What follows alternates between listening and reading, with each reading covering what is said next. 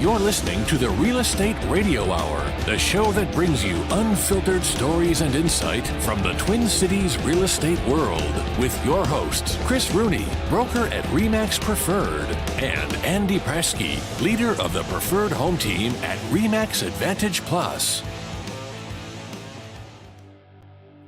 Hello. I was just I was looking at other stuff on the computer and I couldn't find the camera here, so I'm here. Waiting for our man Andy to come. I know. I think it's always interesting what'll come from that man. I'll tell you that. So, how are you doing? I'm good. I'm the market is it's trying to find its way. And I mean, again, there's some stuff that's really good, and then some things are just, we can't get any traction whatsoever.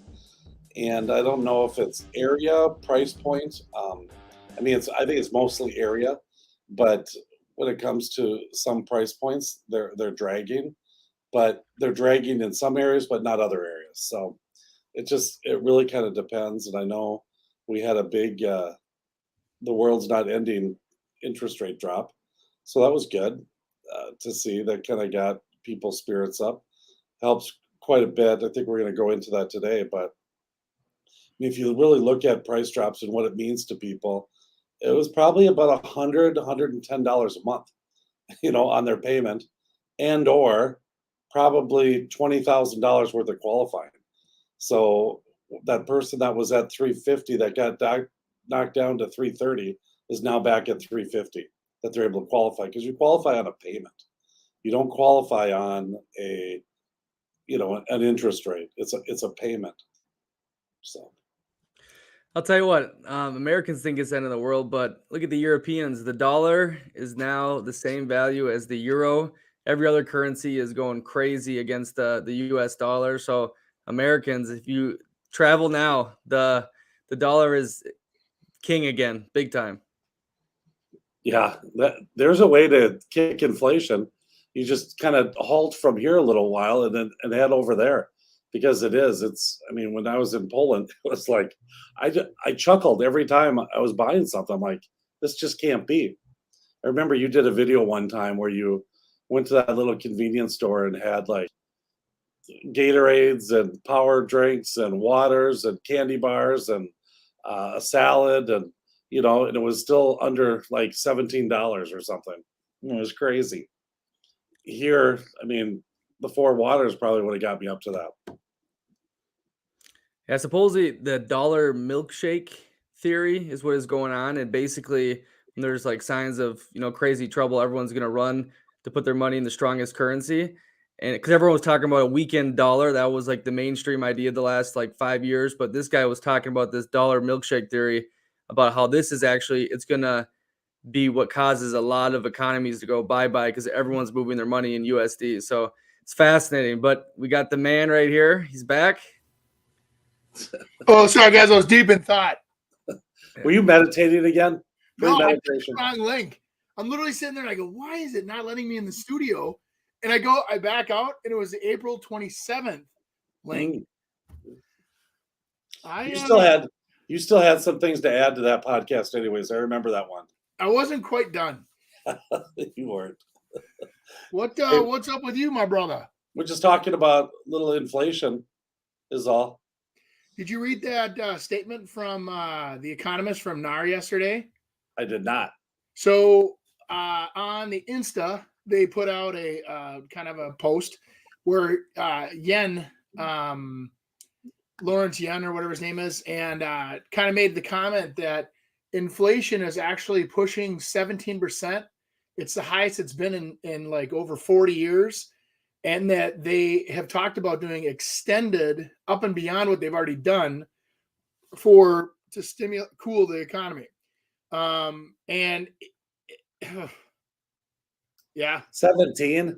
And that's what they're admitting to. Can you imagine the conspiracy buddies and friends that are out there? They're like, it's actually 28% or whatever. I mean, it is ridiculous. all I say to you is this, and I'm not trying to sound like the old man because that's what we sound like. Yeah, right. It's bananas. But the idea there is just go to Costco now, and like I was buying a few things for the weekend, and I'm like, 6 pounds of meat was like $30, and I'm like, for hamburger, and I'm like, man, I'm gonna start eating vegetables, which might be a good thing, but Hey, this might be a good thing. maybe this economy will get us in shape, Chris. Yeah, I caught. So I mean, COVID was. I watched every Naked and Afraid episode, and it just, I don't know, but they have this other series called Alone. I mean, these guys are losing 60, 80 pounds. I mean, that's all we got to do, and then we got a chance to win $500,000. I mean, I'd lose 100 pounds just in fear of being on TV naked. Yeah. Good Lord. This is the only episode where we decided not to show the contestants. They only show us like at dark where you can just see our faces, sticking our face out of our tents. Yeah, it's really getting terrible. Oh boy. All right, let's get to something else. What do you think about the market, Andy?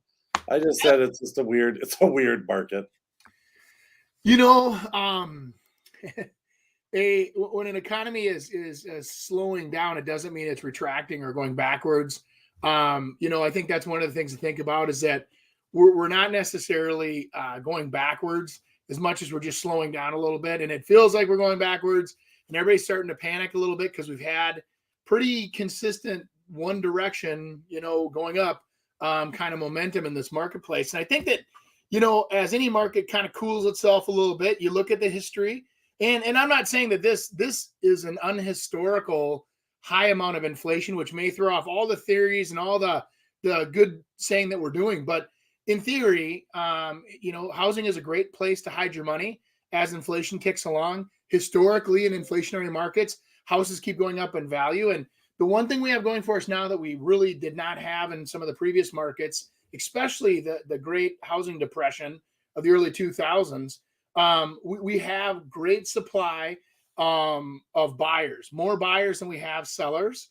And so there's demand in the marketplace. And so that demand is what continues to push the momentum and the force up on housing. And people say, well, as rates go up, they're going to come down. Well, here's the thing. Rents last year went up almost 10% in the Twin Cities market on average. So that's going up too, fellas. And you're not going to stop that. They'll push that until you're bleeding. And then they'll start saying, okay, they can't make their payments anymore. Let's cut it back a little bit. But they'll keep it right at your highest threshold of pain. And because that's what they want to do is get the biggest return, right? Yeah. At least when you lock in a 30-year fixed, and this is what I've been kind of saying, is that my guess is there's going to be a little bit of, once they do finally hit the economy and get the economy to slow down to whatever they consider inflationary comfort level is. And then what they'll do is they'll probably try to stimulate housing, because housing is always what pulls us out of these, economic downturns, it seems like. So then they usually drop rates again, and all of a sudden you have housing boom for a little while. But that's when you refinance. So you buy it now before the prices go up. You know what I mean? Because they will consistently go up, I think, another 3-4% a year over the next, 4 or 5 years until we get demand and supply figured out. Yeah, I think you're right when you say that. A lot of people look right now as like, well, geez, this is going to cost me so much more over 30 years, but it's not. You move, you sell, you refinance, you put more money down on the loan. I mean, you do a lot of different things. Right. And you can't look at it that this is a 30-year problem right now. You can't buy based on that. It's a couple-year problem, probably, maybe 3, 4. Right. But there's a lot of good programs out there too that are 7-year, 10-year type mortgage programs amortized over 30 years. But you get, a decent rate. I just had a closing yesterday that they were at like 4.25% they got. And it's fixed for 5 years. Was a jumbo? Was it a jumbo? It was. Yeah, jumbos are really attractive right now. Yeah. So, but look at it, Chris. Think about this. So you own a house, you have lots of equity there. If anything else, you're going to feel trapped again. Remember how we felt trapped when we couldn't sell our houses because the equity wasn't there? Well, now the values are there, the equity's there, but you have nowhere to go.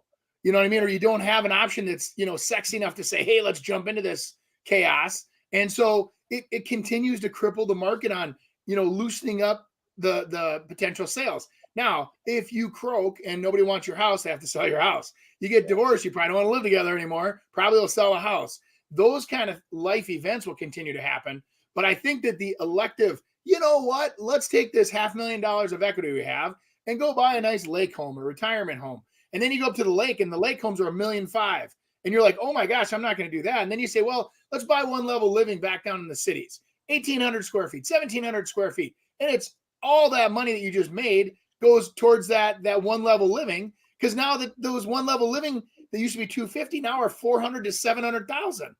Yeah. I mean, without a basement. And it's like, then I think that's what's happening. People are freaking out and remodelers are real happy about that because then they're remodeling houses instead of, building. But okay, guys. Hey, there's some things going around about this economy. It's Michael Burry, the guy who predicted the housing crash, who's the theme of The Big Short. That was the story behind The Big Short, the famous movie. And basically, he's predicted a lot of negative things over the last 15 years. But here's what he is saying is going to happen with supply chains and inflation. So I'm going to show you this, and then I'm going to do a video on the Bullwhip Effect. So, Chris, you want to read that? Yeah, this supply glut at retail is the Bullwhip Effect. Got to Google it. Worth understanding for your investing endeavors. Deflationary pulses from this end up going to disinflation in CPI later this year. Fed reverses itself on rates and QT on quarter cycles. Okay, let's hear it. Okay, so that got really famous. Their big tweet that got popular, and then here's the video explaining it. So let me share it.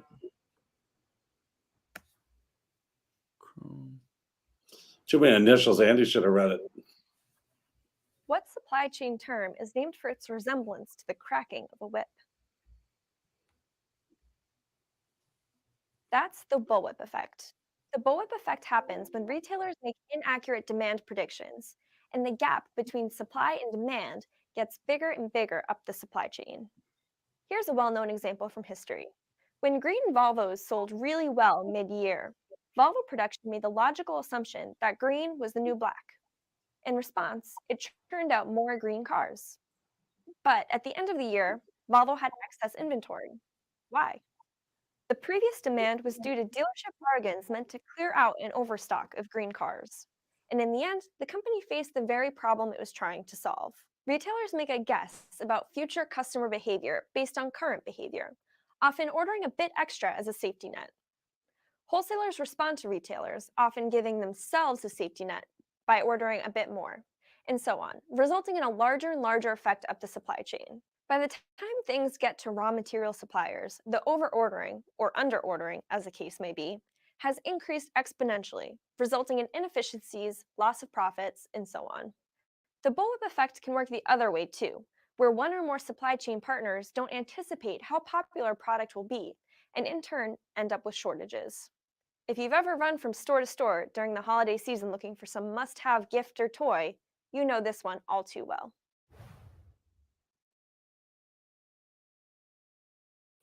So will this happen in real estate, you think? Because the supplies are so low and we're trying to quickly get back the supply chains? Since the housing depression, we haven't seen the home builders building what they need to build to keep up with the demand for housing. We're way under. And that's what a lot of people don't understand, is that we have not been overproducing housing. Housing's been strictly going up because of the demand on housing, and there's not enough supply. They should be producing houses to balance out the market, but they can't build affordable houses that people in that price range can consume. And so it's like we have a surplus of, Rolls Royces, but not everybody can afford a Rolls Royce. So the Hyundai dealership's super busy right now because they have affordable cars at affordable prices. Or Kia or whatever you want to talk about. But Rolls Royce is plenty, stocked and full and ready to go. But it's like when it comes down to what they're talking about, I'm going to call a little bit of, I get it, but consumable goods are way different than houses that are constructed. And because you don't have to go run your credit and get a 30-year loan to buy a product off a shelf. A shelf is an impulse item. That's based consumer-driven, consumer confidence, which I guess you could also overflow into housing, but it's just a little bit different. You know what I'm saying? And the other thing is that nowadays, go buy a new car, Chris.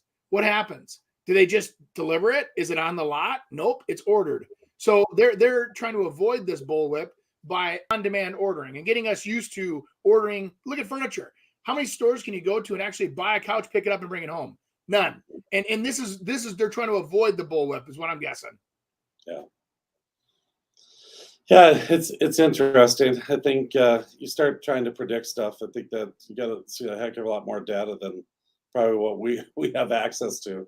But just getting a feel on the ground, I just don't think the real estate market's going to get hit. I really don't. I don't think we're going down. Will it slow down? You know what? Historically, this is the slow time. I mean, this is when families are vacationing, and 4th of July. And it's typically just a slow time. So I think, like I said last time, to me, it's more of a wait till fall and kind of feel it out. Nick was talking before you got on that people are ditching like our money and going into foreign markets, so they're not doing that, and other people are putting it into our market. So I think it's I don't know. I don't think we're as in big as trouble as everyone likes to think. And I think the other part is that people don't believe anything anymore. I mean, they don't. They take it for kind of like take it as a grain of salt. It's like, you know what? I'm going on what I feel and I can see, Right. versus listening to these people that have been lying to us every direction for the last 4 years, 5 years, 6 Well, like I years. say, the biggest scam in the world, social media. Yeah. And you're like, I'm up at the cabin last weekend. We're out on talking to people out on the Sandpoint, and you start talking to an older person that has different beliefs than you do, and they're like, well, just like all over Facebook, they keep talking about this, and I'm like, my Facebook doesn't show me that. Because it keeps feeding you stuff to keep feeding into your frenzy. And what happens is these people get in these rabbit holes, and they literally think the world's exploding tomorrow, and you better be ready. And it's like, it's because that's what they keep clicking on. And I tell people, I always say, and what I told this person was, I said, I tell you what, I want you to take a break for 2 weeks from social media. Okay. And I go, stop clicking on the articles that are like, and they're going to keep sending you stuff that you think you're interested in. And, they're a conspiracy person. More conspiracies come. You talk to somebody that clicks on conspiracy theories, guess what? They always have a conspiracy theory because stuff keeps getting fed to them. Now, if you read the facts, you go to the National Association of Realtors, you go to the National Mortgage Brokers Association, you go to, all of these different places that have clean stats, not skewed, clean, and then you put all that together and make your decision on what's going on. But anyway. Used to be able to trust the news, and they were trusting it, and that they were getting the right stuff. And now, I mean, with social media, it's about clicks and getting people to buy your product, and so they're going to say what they got to say to be able to get you there, and then a lot of people believe it. So Hey Chris, I was saying everyone's moving into the US dollar. That's why the euro and the dollar are the same right now. Inflation is way higher here than it is in USA. That's what I was saying. Yeah. Well, and think about that, guys. You look at, again, history of from the World Bank or whatever they call that, and they talk about values of their coins. And then all of a sudden you have countries that can't even pay our the money they owe us back because their inflation rates are so high, their dollars are worth nothing. And what used to be a $1 billion payment now is like 50 billion to them, and they can't make the payments. So everybody's defaulting, and then the only dollar that stays solid is the US dollar. And it's weird because I think that there's the heart. People in foreign countries that dream about being free and dream about having, freedom of choice and religion and all that stuff. They dream about being U.S. citizens, and they love the U.S. dollar because of that, because it stands for all of those things. And that's why I think a lot of people always flee. This isn't even real estate, but it just flees. I think that's why you see a lot of foreign people that when they get nervous, they will invest into things they are not nervous about. The one thing they believe in is the USA. Yeah. True. All right. What's next, Nick? The mortgage rates plunged to 5.3%, and the biggest drop since 2008. That's kind of interesting. Uh-oh. Do we have something going on here? Yeah. Just showing you the article. Okay. Yeah. Yeah. I thought we were getting a video there, but yeah, that's interesting. I was talking before, Andy, you got on while you were meditating, and we were talking about how those interest rates probably save people $100 a month. This little drop, and that makes a big difference. It's probably a $20,000 qualifying type thing. So all is not dead, is what I said. Good. I agree. I think that they have to recognize. I mean, housing is a big. I mean, it's a quarter of the GDP, and if they screw that guaranteed deal up, I mean, what's interesting though is there was a couple years where we did like 6 million. Normally do about 5 million sales annually, roughly, right across the U.S. We went up to 5.7, then we went up to 6.3, and now we're back down to 5.3. We're right in line with pre-pandemic numbers. Everything's just, I keep saying, simmer down. Yeah. Give it a couple months here. But there's some opportunities out there to get some good deals too. I mean, there really is. There are panic sellers right now. Yeah, there's some panic people that are just like, oh my gosh, I better grab it before it's gone. And it's not there. The one thing you do have to do is you got to have your house ready. We have one. I'm getting ready in Apple Valley, and they have some really nice features, but there's some other things, some carpet and some paint, and I'm just like, we've got to do it. We can't give people excuses. We have to do it.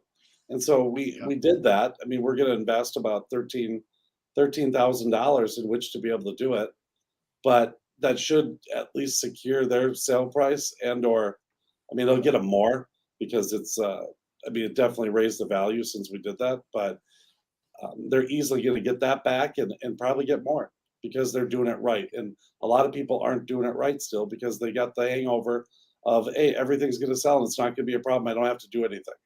So. It's interesting, Chris. So I've had the privilege in the last month here. I've had several of my buyers that are the $1 million to $3 million buyers, and we're all looking at some pretty cool stuff. I mean, as you can imagine, you start looking at $2.6 million, $2.8 million houses. They're stunning. And one of the cool, I thought you guys would get a kick out of this. So we're at this house and we're walking through, and all of a sudden there's a big M in the middle of the gym floor, and the renter that's in the house comes over and goes, well, you know whose house this was? And I go, who's that? And they go, Randy Moss. And I'm like, oh my God, how cool. Randy, we're out in this beautiful, I mean, full-size actual basketball court inside, full-size. It looked like a Best Western. A pool. They had the big McDonald's play center that was 2 stories tall for kids to play on.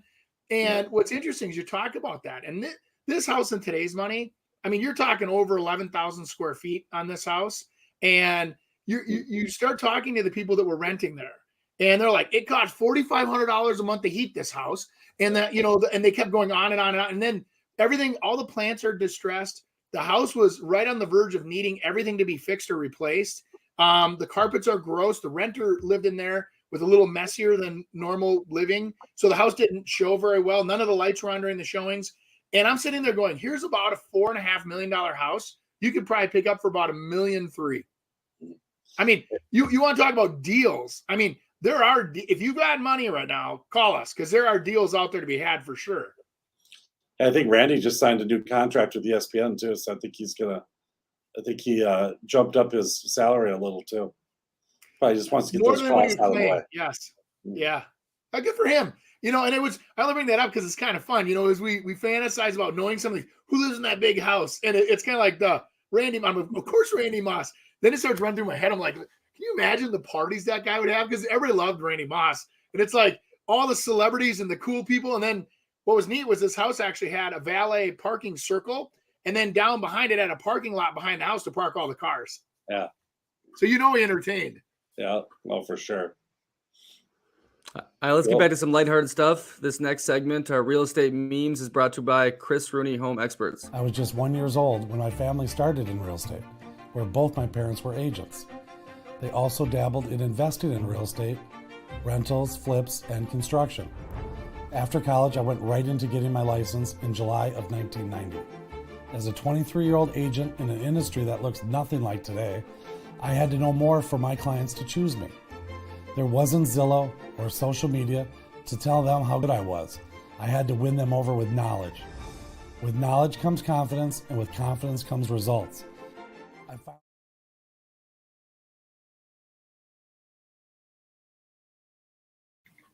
I love that guy. Oh, the plumber? No, you.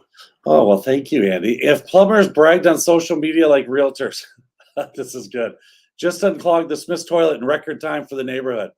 Gonna go buy that new Benz convertible. So blessed to do what I love. Always available for your referrals. But more realistically, probably bought a Mercedes-Benz van like you did. Yeah. Oh yeah. That thing's have you seen it around? It travels now. It's really dirty. That's the only problem. I haven't seen it. No, I don't know if I've seen your van in person. I saw pictures. It's really nice. Yeah, but it's very dirty. But I use it quite a bit. Good. But it is kind of a plumbing van. It's either that or Amazon Prime truck is what it looks like. So just a little cooler. You got it wrapped. Yeah, totally. When the club owner says you're too old to serve bottles now, and you should just go get a real estate license. Oh, geez. Our industry is picked on, but you know what? In a lot of ways, we deserve it. Some of the things that our industry does is amazing. Make a note of this, Nick.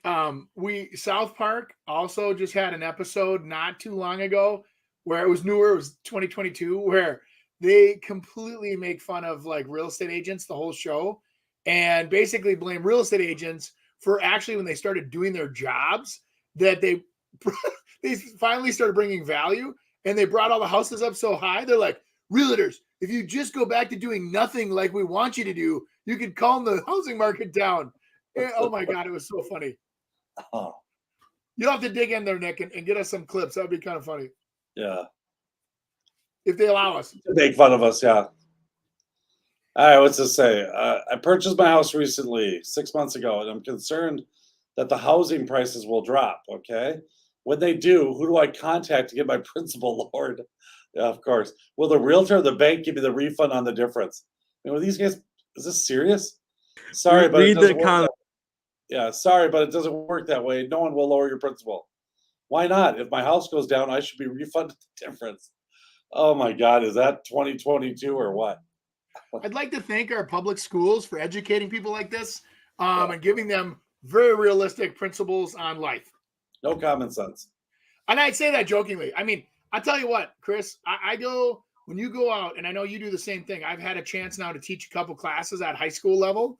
It's interesting. I mean, of course, young people are young people, right?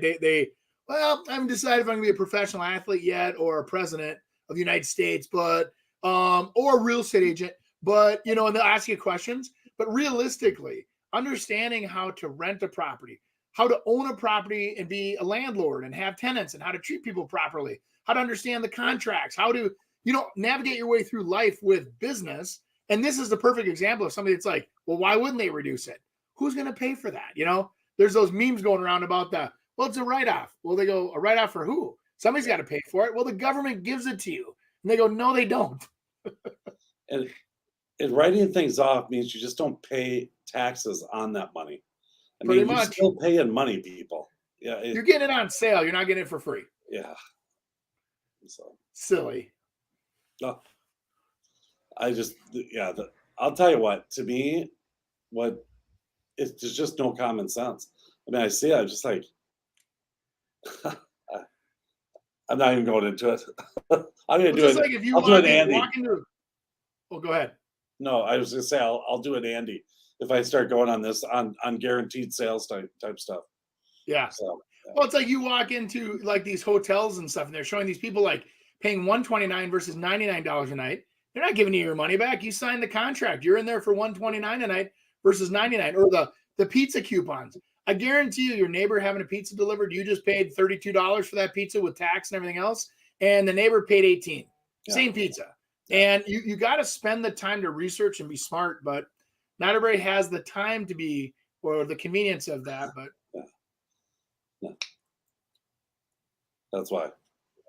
All right. So what do we got here? Should you hide anything in your listing photos? That's a trick question. Yeah. I think you have to enhance the best parts of it. There's a trick on how many photos you give and don't give. I mean, now that the MLS has basically unlimited photos that you can put in. A lot of people take that chance to get 17 views of the kitchen. I don't believe in that. I think you got to give them a feel, but not give it all to them because you want them to come and look at it. How many listings, Now, Andy, do your buyers look at yep. online and say, no, we don't want that one because of what it looked like online? I'll never forget. We had one, and they said, we'll just throw this one in. I said, yeah, let's do it. And they just said, we don't want it, but maybe it's in an area that's decent. We went in, and I've never seen a house that didn't look like the pictures more than this one. And the house was fantastic. This is right in the middle of COVID, where no one was going to look at it. And we ended up making an offer real fast, over full price, just to get it because it was like a great house, but the pictures were so bad of it. So I'll tell you, there's been many times where I've done strategic photos where the photo of the backyard, and then you can see the neighbor has this big statue of Elvis. And I don't necessarily want the statue of Elvis to be part of the listing because it's such a distract. Well, maybe not now with the movie out and everything, but I go, we're going to turn that photo like this. And Elvis is now out of the picture, but you cannot manipulate the photo. So, like, for an example, we had years ago when I first started, I was working with this builder and I got a photo of our model. And the builder was like, I'm a photographer. I'm going to take care of all this. And I get this photography back, and it was a printed brochure. And I looked at the photo and I go, God, something's weird here. Well, the guy photoshopped out all of the power lines in the backyard where this model was sitting. And he goes, doesn't it look much better? And I'm like, that's completely illegal. That's against the rules completely. And I don't think a lot of people that's why for sale by owner, what I worry about a little bit with that, hey, we're selling it ourselves. Or, I don't know, just be buyer beware. On MLS, we can't manipulate the photos. Now we can on like our brochures and things like that, but you can't do it on MLS. And here's the other thing too. So let's just say that example of the Elvis or the power line. Yeah, we don't want to take an aerial right on top of the power line to be able to completely show it. But what you can do is you can kind of, I think there's a trick in that to get a little piece of Elvis, maybe the angle just gets a little, so you can kind of, you don't know what it is, and it might not affect you looking at that photo. But after you go to the house and say, what the hell is that? That's a photo of, yeah, exactly. There's just the old. It's just a little, just a little bit of it. And it's like, okay, well, obviously they took an angle, but they weren't trying to deceive me. Because I think that's a piece it's not good, where it's like, I get in trouble what all else the are time, you though, deceiving Chris. me? What else My are you deceiving photography me team, on? they're too good. They shoot rooms, and the rooms look beautiful. They look huge. They look really bright. And people get there and they're like, this isn't this bright, or this isn't that. And I mean, digitally enhanced photos where they do like the HDR photography, where it's low resolution to high resolution and everything, or overexposure to underexposure. And they shoot 11 shots and they blend them all together and make the perfect shot. It is an actual photo on top of a photo on top of a photo. So it does it's kind of like the best of all. Yeah. Anyway. But yeah, what you're talking about is that it's grabbing the outside, because typically if you're concentrating and focusing on a couch, it won't get the outside. And what Andy's talking about is it'll grab the outside, it'll grab the window, it'll grab the window frame, it'll grab the carpet, it'll grab the couch, it'll grab the pillow, it'll grab all of those and then put it together. So it's more real looking, but it's definitely. Well, look at like my background. I have to shut my shade because I have the sun coming through. Like normally I have it wide open in my office. It's very like you. Yep, it's bright in my office. But with the camera, it would bleed out the whole room in the picture, so you wouldn't be able to see any of the whatever. So you naturally want to shut the shades and take the photo so it doesn't overexpose it. But what they do is they shoot it with it open, and then it balances itself out. So it's pretty cool. Yeah, I think so. The question is, should you hide anything in listing photos? I think I wouldn't hide. But I wouldn't enhance some things that aren't going to be your best sale points, because photos are your first impression. They're your number one impression. Just leave those photos out and not do many, rather than put bad ones in, because it'll totally outlaw it. And Andy, I know you talked about this one time where you only did you tricked them and said, hey, here's a couple photos. You can't even see the rest of it, but it got them into the house. Versus, hey, you're going to love this green carpet with avocado appliances and pink walls. people, It you is. see It's one of the pictures best of it. things you can do if you're not getting showings. Yeah. Take all your photos away, because people do shop by elimination. They don't shop by. Think about yesterday when you're going through your Amazon Prime, right? And you're flipping through, and oh my God, look at all the deals. You're eliminating deals. You're not inviting deals. You know what I'm saying? It's like our mind is to get things out of the way of purchase. And so I think what people do is they'll flick through and they'll just avoid your house. But what I always find interesting is like when we have houses that are listed on the MLS, really cool technology now. Behind the scenes, we can see how many searches that house actually meets the criteria of consumers that are receiving an email from a real estate agent, that it doesn't show you who you are, but it shows that it's your list.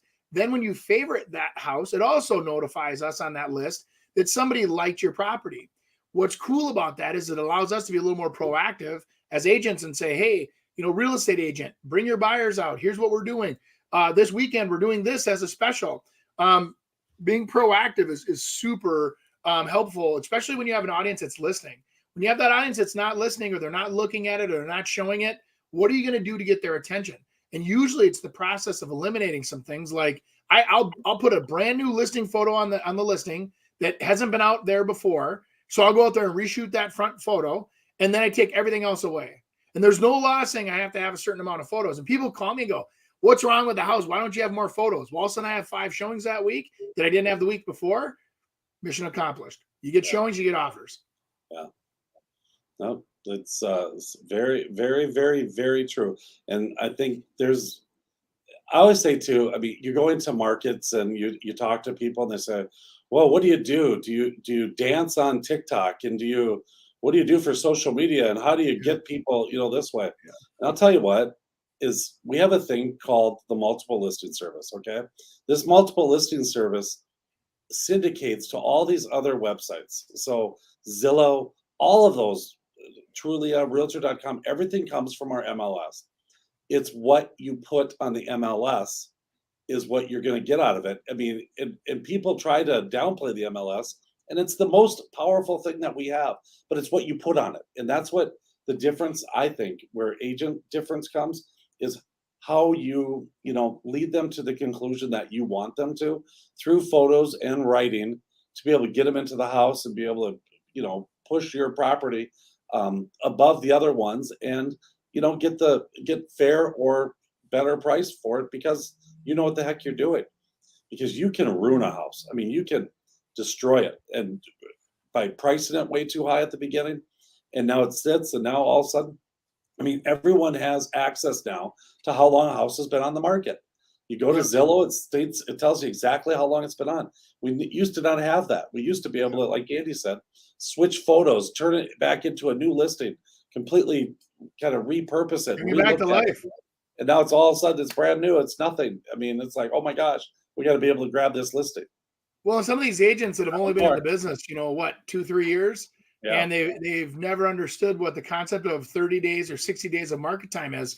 As we go back to a traditional market where we gain days on market, you do have to be clever, because that's what you're getting paid for as an agent, is to keep the eyeballs on that property. So when it does price and you're the prettiest house at the best price with the best marketing, boom, you're gone, right? And so it's important to pay attention. Yeah, I'm with you, buddy. Oh my, this is a picture I took the other night, Andy, in Eden Prairie. That's right. That's Flying Cloud Airport. But man, those guys were the wickedest things ever. And I took a video, and it's screwed up, but that sky was super black, and then it was like bright red, and then that sun. Oh my God, it was so cool. I was watching my nephew play baseball down in Brooklyn Park, and it just all of a sudden you felt the the crocodile tear size raindrops hitting you, and then by God, you ran to your car because you couldn't even see the front of your hood of your car. It was raining so hard. Yeah, and we didn't get hit at all where I was, but it was just like the lightning and everything. It was super cool. It was really cool. Yeah. Next time, don't get the whole road in there. Take a photo of the what you wanted to take a photo of. This is natural. I can't hide any. Yeah, I know that is true. But you know what I did, Nick?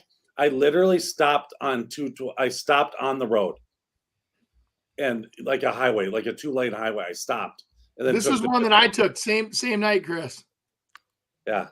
That's crazy? Over 610. And that front of that cloud coming through was like, it was wicked, man. Yeah. It's cool. I love that stuff. I thought How does inflation we'll get into really our- does. marketing. What's up? I said, how does that tie into real estate marketing? We're going to tell you next. Yeah. Yeah, we're gonna get into our Almost. social media react segment Almost. brought to you by Andy Prasky, Preferred Home Team. Well, they said I could have 30 seconds on the show for a quick ad. Andy Prasky, Remax Advantage Plus, Andy@Prasky.com if you want to email us. Here's the thing, 22 years in the business, over 1,400 sales. I'd like to help you with your real estate needs. If that's buying, if that's selling, if that's building, whatever it is, give us a call, send us an email. Let's get you started on your real estate journey. I'd like to help you on the way. Lots of experience here, and I would like to put it to work for you. Andy Prasky, Remax Advantage Plus. Thanks for listening to the show.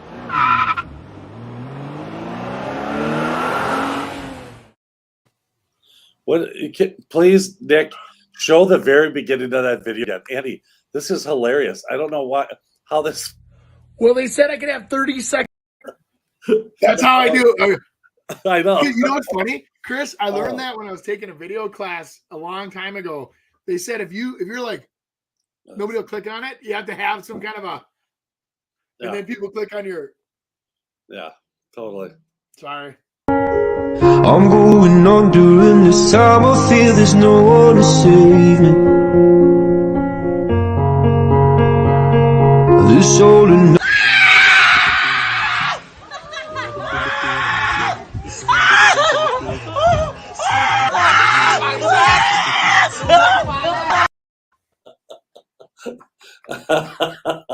Oh, that's awesome. That is a good one.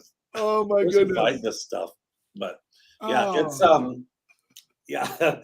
I think the glamour of the real estate on TV is definitely different than what it really is. We just did a thing at our company here this week and got together with all of us, kind of added some photos, some crazy photos that we've seen in houses. Oh my gosh, we laughed and the stories that went with them, and oh, it was funny. But that's a good example of. There's a lot of people going through that right now, Andy. Yes, I was watching.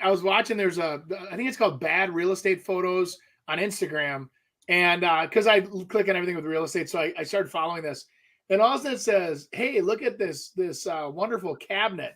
Picture of just a cabinet on the wall, and then the next picture you swipe over, you open it up, and there's a in the wall like air conditioning unit cut into the wall. You know, like normally a window unit, but they put a cabinet around it to hide it for the winter, I'm sure. Yeah. Oh my God, it's hilarious. Can't make it up. Nope. No, sir. All right. Have you heard of upside down living? It's when your bedrooms are on the ground floor of your house, and your kitchen and entertaining space are on the top story instead.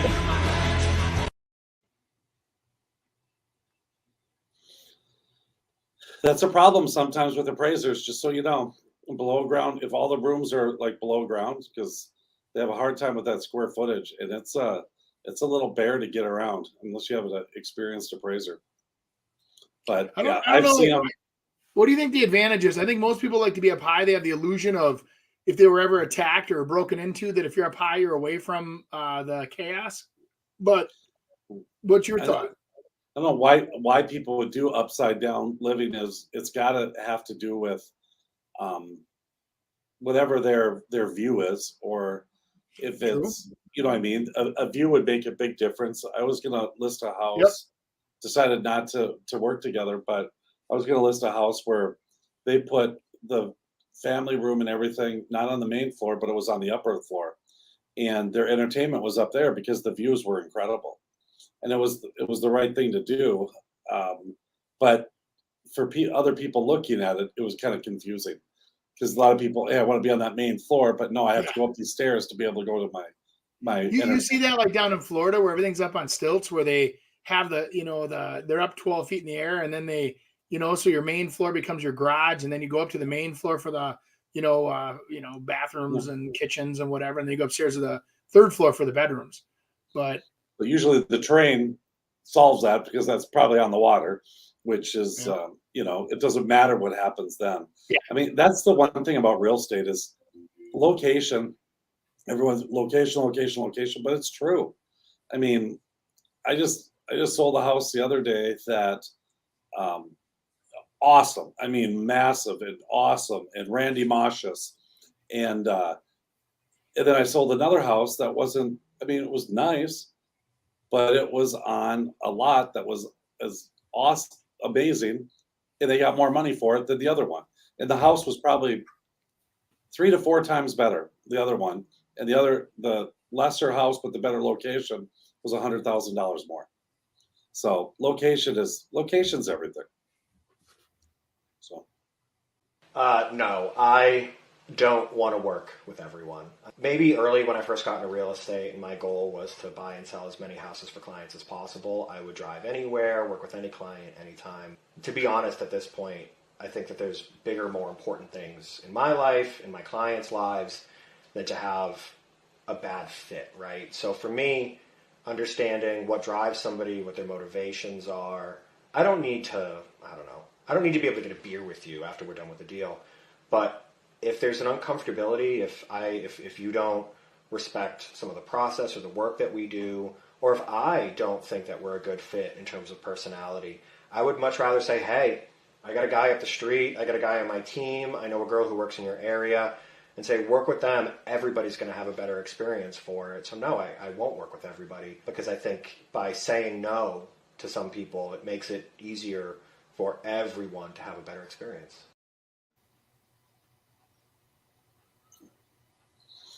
I think it's one of those things that you can say that all you want, but it's really hard for a lot of people in which to leave that. But I think what realtors should and need to remember is their fiduciary responsibility to their client. And if you can't serve them or think you're going to serve them in the best way, you're not supposed to serve them and help them out. And sometimes it's better in which to be able to get away with it. I think as you get in the business longer, what this guy's saying is a lot different. Until then, you're the girl on the swing, and you're doing whatever you got to do to be able to kind of get a deal. And you know what? Sometimes you got to swallow your pride in which to get it. And you might not like the person, but you got to feed your family too. Don't you think? I agree with that 1,000,000%. And I think that there's also I kind of in the back of my head use the analogy of, will this person refer me to somebody in the future? That's very important to me. Like, if we do a good job for this individual, will they, go out of their way to say, hey, yeah, you should use, Andy to sell your house or buy your house or whatever. If in the back of my head, I don't think they will, or they're very argumentative, or, I have to then decide, okay, is this deal going to be worth, like he said, the trade-offs, the family time, or you're going to get called every week and expect a new marketing plan to be developed. And it's like, even though it's not really, it's their, insecurities, not yours, that what's happening. Whereas markets transition, things slow down a little bit and they're going to blame you. That's our job though. Our job is high pressure, man. I mean, it's like you do have a big responsibility for that consumer, but if you lay out what you do, how you do it, and for what kind of a fee or cost, and they hire you, I'm okay with that. I mean, I don't have to love everybody I work with either, as long as they respect us and we respect them back. I had three of those deals in the last couple of years that I just didn't feel right about it, and we're going to do it. And I just, what, it's probably not best that we work together, and we didn't align, and it was a constant, like, here's the thing is that if you've been successful and you've been doing something a certain way and that it works, and it's proven that it works, that you got to switch everything around because that's what this person wants. And they don't know. I mean, they've never done it. They don't know what it is. It's never going to work because you're always going to be chasing. You're going to be doing photos over 5 times, 6 times, and it's not worth it. It's just not. And so I think in a way that what that guy's saying, I think he's saying a little cavalier, but oh yeah, to me, it's kind of one of those things that it is smart to get out of something that's not going to work for you. But if it's like, hey, I only work on Monday through Friday from 8 a.m. till 4 p.m. and I take no calls after this, and someone wants to see a house at 4:30. I mean, get off it. you're full of yourself. You know, you know, can show a house. I think I've more or less walked away from listings. I think when I have Me too. the situation of where they want to overprice it, and think about this for a second, Chris. I mean, and I know you appreciate this. You're asking me, so yay, you hired me, but you're also asking me to invest into the success of your sale. If I don't believe in the sale, meaning that I don't think I can get it done, or that for the price you're asking, and I don't think you're reasonable, like you won't come down to where it really will sell for, I may not make that investment. There's been many a times where I've said to people, hey, I would love to work for you guys, but I honestly think you're $50,000 high. And at this time, I'm going to bow out and let you go with the other listing agent. And I'm not saying that to be arrogant. I'm not saying, I don't see it happening. And so if it doesn't work out, why don't you call me when, if it does, and I'm not, again, I would love to work with you guys. I don't think it's going to work at this price. So why don't you try them at that price? But what I'm going to say to you is this: if you're going to list it at that price and you're hiring them only because they'll list at that price, don't give me any price reductions. Hold the price then. Because the old trick used to be, hey, Andy wants to list it for $425 and you want it at $475. And then that agent lists at $475, but by the time they sell it, they've reduced it 10 times to the point where it's down to $435. And then they finally got offered a number, you know what I'm saying? Versus if you listed at $425, you probably got offered $450. Because it's like it's priced correctly. People want to pay for value. And if they identify value quicker, they a lot of times will make emotional decision and pay more. Hey, what do you think our man Cody would say about dumping those clients that you don't feel good about working with? He'd work with all of them. You bet he would. I love that. He had another sale. The guys. I know. The guys. He said I was on that text with you. I saw that and he goes, I got another one. Thanks, Real Estate Radio Hour. And I'm like, yeah. Yeah.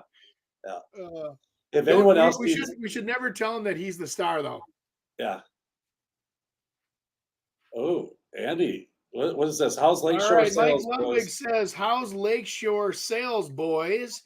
Andy, can you answer without your hand puppets? My hands are up here all the time. I'm sorry. I always touch my face.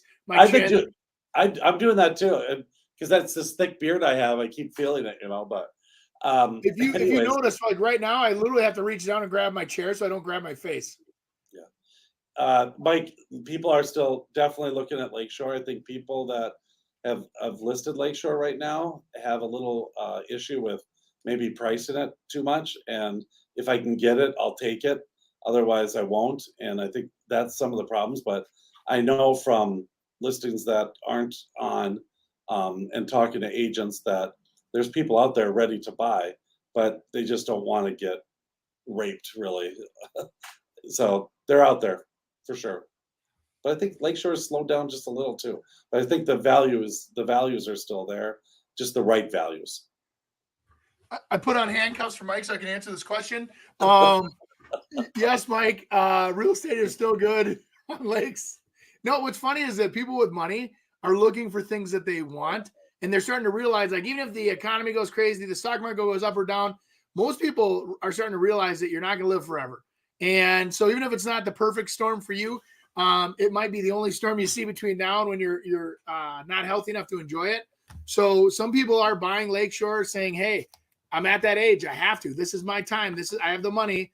Even if it's $100,000 extra, who cares? Because if you're dead, you're not going to enjoy that 100. Sorry, I was using my hand puppets again. You can't enjoy it. So I am seeing people that are able to buying houses and they're fighting over them because there's not a lot of them.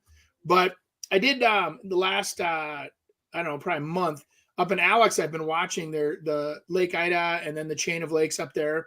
And there are several properties that have listed at crazy prices, like a split entry on Lake Ida for $950,000 on high lakeshore, high bank, up 35 feet. And I look at that and I go, and if they're listening, God bless them. If you get it, good for you, because that means everybody else is worth a ton of money too. But on the other hand, realistically, you've been on the market now since like March and you're not selling at that price. And they finally did a price reduction. And it just, I hate to see that happen because now you're in that dangerous gray area of what do you do? Keep reducing it until you get an offer? Or should have you listed it properly at $799 to begin with, and it would have sold overnight and you would have had multiple offers and got the best terms and you would have moved on with life. But now you're going to you die a slow, agonizing death on the you've overpriced it, game. All right. My daughter's currently being sued by a seller that she originally signed a purchase agreement to buy his house. Within 14 days of signing, she decided it was too much for her, so she signed termination papers. The seller, a lawyer, then sold his house 4 weeks later for $40,000 less than what my daughter had offered. The seller is now suing her for that $40,000 he lost due to her termination. Is her realtor, who's a friend, responsible at all? Has anyone heard of this? This will take all my daughter's money. So he must have signed the cancellation. I mean, I wonder if he signed it without reservation. Or I mean, anyone can sue anyone for anything. I mean, that's number one. And you can say, well, it works. It's fine. It doesn't matter. They can sue you for anything. So it might not be good, but I mean, you did. I think buyers have to remember that, sellers start making plans after they have a done purchase agreement. Maybe they move and buy another house. Maybe they've got the mover set up, and and if you hurt them, I mean, yeah, that can be a problem. But here's what I'd say. Sorry. Here's what I'd say though. I agree with both sides of that argument, because there is a case of where that person tied up the property, and if they can prove that they did it for ill reasons, they would be possibly responsible between what the property was worth and what they sold it for in the eyes of somebody saying, hey, you screwed up my window of opportunity and I'm coming after you. Now, on the other hand, why did she cancel is the real question. If she just got cold feet and didn't perform, that's why we have earnest money, ladies and gentlemen. And that's why it's very important for you to collect it, because if in the event that they just got cold feet and didn't show up at closing, that is to remedy your damages. So if you only accept $1,000, earnest money, that's your problem. I mean, but not necessarily. You don't. That buyer doesn't have to give up the earnest money at all. I mean, they can say, "Hey, I'm not going to sign cancellation papers," and too bad. This is what it is, and you can't sell your house. But I'm telling you that I'm not buying it, and I won't show up to close, and I won't do it. Well, now as a seller, what do you do? Now you're kind of like, okay, if I either got to sue them for that earnest money to be able to do it, and or sign a cancellation and just get it sold and get out of this situation. So there's a lot of things that could be a problem. You can force a cancellation, and as a seller, what's that? Through the courts. Yeah, as an attorney, I don't know. I wouldn't have done this. He should have literally, as they canceled, gave them their money back, went back up for sale, and sold it. But I think this is just an example of where somebody has free legal advice because they're in the business and they're just suing them to sue them. So be careful if you do business with an attorney. Lesson learned. And I'll tell you another thing is that most of the things that happen, I mean, I've been involved in 4 arbitration cases in 32 years. 4. That's it. I probably all in the last 6 weeks. Yeah. I probably had 300 times of, hey, this is happening. This is gonna, we're coming after you. So people try that, and sometimes it just fades out. We just had one sent to us that they said something with us knowing something about the association, and they had all the association documents. That's why you review them, and they come back and say that, hey, you must have known about this, or we really wanted this and it's not there. Well, that's the association. It's not us. And but where they sent a letter that you're going to pay us this, scared the heck out of the seller, but it's like, and now nothing since. So it's just kind of. And I always tell people, be careful. Like what you're talking about there, Chris. I mean, when you buyer beware, when you go into a buy and say, oh, I'll sue them or whatever. Do you know how much it costs to put a trial together to go after somebody to actually sue them? It might cost you $30,000-$40,000 to prepare for a trial. I mean, in just legal fees. So it's like people that say that and they think that in the back of their head, it's very unrealistic. The odds of you actually suing anybody are very slim unless you actually are an attorney where you give yourself free legal advice. So I would say when you go into a deal, pretend that you can't do anything about the deal after the deal's over, and use caution when you're buying. Because if you cannot actually see that, hey, there's going to be a remedy to this, a lawsuit is not going to be a good remedy. Arbitration is not going to be a good remedy. It's all going to be ugly and it's all going to be expensive. And so go in there, do your due diligence on the front end and buy that house cautiously. Fraud's fraud. That's different. But if, where they lied to you, but on the other hand, if you do all your due diligence on that, read all your documents, have attorneys review everything for you, you 99% of the time are going to be fine. I agree. All right, Nikki, we're done. I think we got to be done. No, we're not. Mike Ludwig wanted to say, great job, Andy. Hope you didn't dislocate your shoulder answering any of my. Oh, where is that? Oh, here it is. Oh, wait, where is it? Here it is, Mike. My brother does that to me. He does the old. Oh my gosh! Haven't you ever done that? Come on, And that's it's playground stuff. You do the old. You act like you're whining it. it's good to see Ludwig's back. We love Ludwig. The smart ass Ludwig, which is awesome. He usually asks us how our donuts are in the morning, and You know, he's a grandpa now. oh wow, Yeah. Actually, that picture, did you see that? Pull up his question again, Nick. Look at that. oh look at That's that. his daughter. Yeah. Oh, cool. Cute little thing. Yeah. That was the daughter that went on the 2-year honeymoon thing, or they traveled for 2 years. Nick, you got to You talk. only to had one kid. Well, they didn't have a kid We talked a until little. after they got back, but they basically joking. traveled the whole world. A Yeah. 2-year honeymoon would be a lot of fun. Yeah. Yeah. Awesome. Hey, another great episode. Make sure you give us a like, write us a review on iTunes or Spotify. We're posting 3 digestible clips on YouTube and Facebook each week. Send us in your questions and have a great rest of your week. Ciao.